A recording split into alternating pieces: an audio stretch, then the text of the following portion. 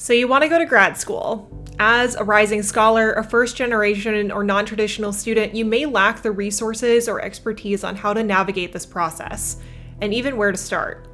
You may be asking, how do I know if a program is right for me? Well, it is my intention to give you a roadmap to begin your grad school admissions journey. Let's get started.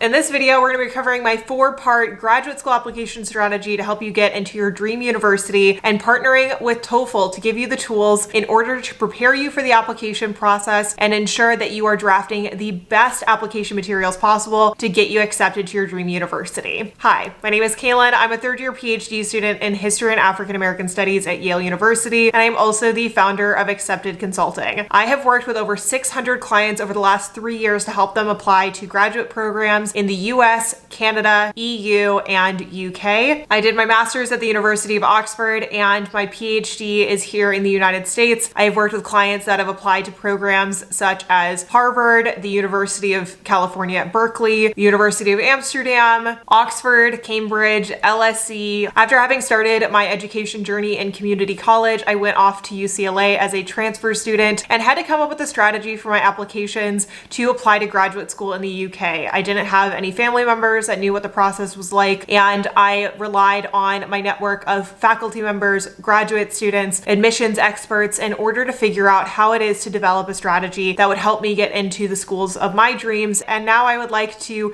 impart that wisdom to you by offering up a strategy to help you get started with this process. So without further ado, we're going to go ahead and jump into my 4-part strategy with part number 1, which is researching programs.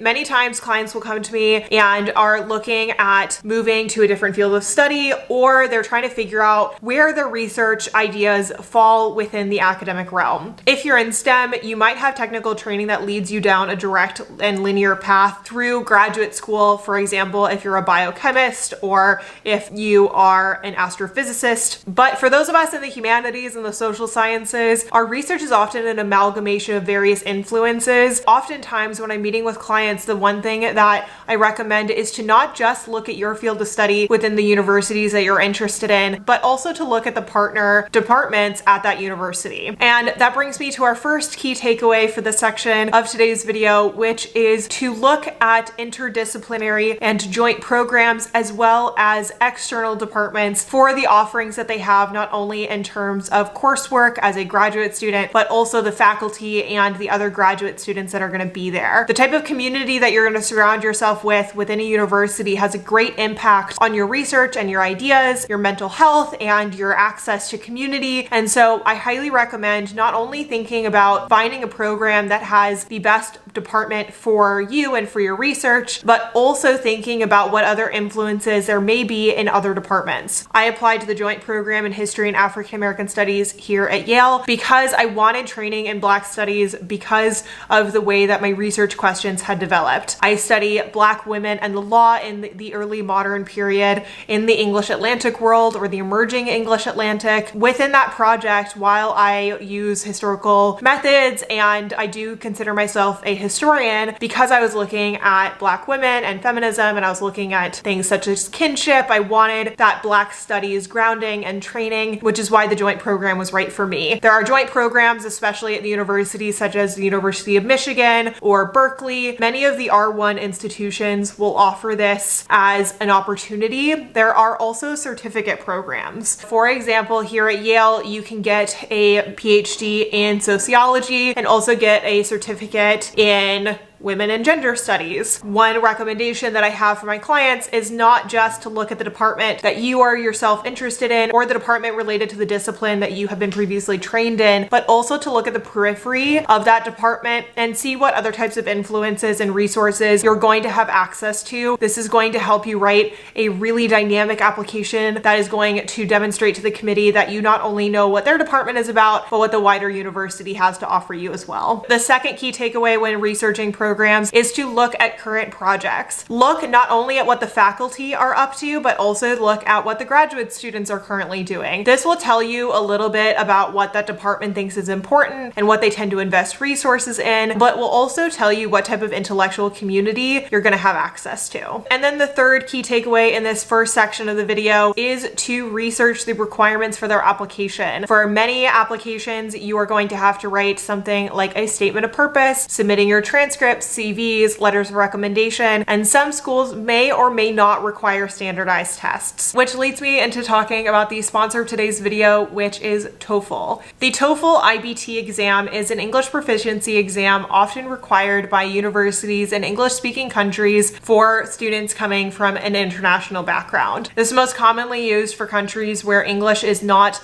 the first language used within their education systems, and although some universities will allow you a waiver, for example, if you were trained at a university in India that was taught in English, there are many instances where this exam is going to be required. The TOEFL exam is accepted by over 11,500 universities worldwide and is available to be taken in person in over 200 countries and regions. The TOEFL now offers a home exam option, which is wonderful in terms of access because regions where you are able to take these exams in an examination hall may not be accessible to many, and there are multiple opportunities to enroll and register. You can register for this exam up to 2 days before the exam. Beyond being an examination board that actually administers and then takes these test scores to distribute to your universities where you will be applying, the organization behind TOEFL also offers resources to help you prepare and study. For many of the schools in English-speaking countries, the TOEFL is a required exam, although there are some waivers. This exam is simply meant to ensure that you have the resources and training in order to succeed in an English-speaking PhD program. This exam tests your listening as well as your reading ability in English and offers your score instantaneously. And ultimately, this exam is just one step in your journey towards graduate school. For more resources to take and study for the TOEFL, I'm going to go ahead and have all of the links down below. And thank you so much to TOEFL for working with me on this video. This exam is accepted and preferred worldwide, and I am sure that with the TOEFL, you will be well on your way to gaining acceptance to your dream university. Now let's move on to part number 2 of this video, which is long-term planning. One thing that I talk about with all new clients is their long-term plans. I don't just ask why they want to go to graduate school, but I also ask about the utility of wanting to go to graduate school beyond their education. Let's be frank, the academic job market for tenure track positions is very rapidly shrinking. And so many people are asking, what's the purpose of going to graduate school? At the end of the day, it comes down to a personal decision. For me, I don't plan on staying in traditional academia, at least at this moment in time, and have goals to go on into education technology or to take my businesses on full-time post-graduation, but I have plenty of time to figure that out. And what I discuss with any new client is what their long-term plans are if academia is not an option. And so the question that I'm going to pose to you is that if there is no tenure track job available, if, for example, the academic job market were to collapse, would your training in your master's or your PhD program have been worth it? One way to mitigate the challenges of the academic job market is to diversify your skill set as a graduate student. And although we are at the application stage, you're just thinking about graduate school, this is something I want you to be thinking about in the long term, because ultimately having work experience on your CV prior to going to graduate school, as well as being able to diversify your skill set while in graduate school, will set you up for success in the long run, not only as an academic researcher, but also if you plan on leaving the academy and going off into industry. So here are the 2 things that I want you to be thinking about, which is skill-based training and network. This will play a huge role not only in your life before graduate school, but also during graduate school. Before you go off to apply for a master's or a PhD program, you want to ensure that not only do you have the skills that will prepare you to actually pursue research within that program, but ask yourself how it is that your skills will be applied in a variety of different different industries. Again, it's about diversifying your skill set, and it's about having a skill set that is different than your colleagues. This is how you're going to stand out in the admissions process, and it's also how you're going to stand out on the job market later down the line. The second part that I wanted to talk about is networks. Your networks will make a huge difference in the admissions process. For example, having an advisor who's going to write a really strong letter of recommendation, who perhaps knows somebody in the department where you're applying, or thinking about networking as something that has more of a long-term trajectory, and thinking about the programs where you are applying and what type of networks they have available to you. This is going to be important not just as someone who is considering a career within your field, but also a career beyond your field. Two of the reasons I actually chose Yale was because they have a fellowship where you can do a part-time internship for a professional industry job while you're in your PhD program and actually get funding to do so. And then secondly, there's also a venture capital incubator here at Yale for entrepreneurs that are looking to develop ideas and receive funding. As an entrepreneur myself, in addition to being a PhD student, these were resources that were really important to me when I was thinking about where to go to graduate school, and I wanted to make sure that wherever I was going to have the networks and opportunity for me, not just as a historian and not just as a researcher, but as someone who is also interested in entrepreneurship and building businesses in the long term. Now we're moving on to part 3, which is communications and connections. This is going to work in 3 parts: recommenders, community, and research connections. Let's start with recommenders. Right now, about 9 months before your admissions deadline is the perfect time to, 1, begin working on your application ideas and start doing a little bit of research on programs, but 2,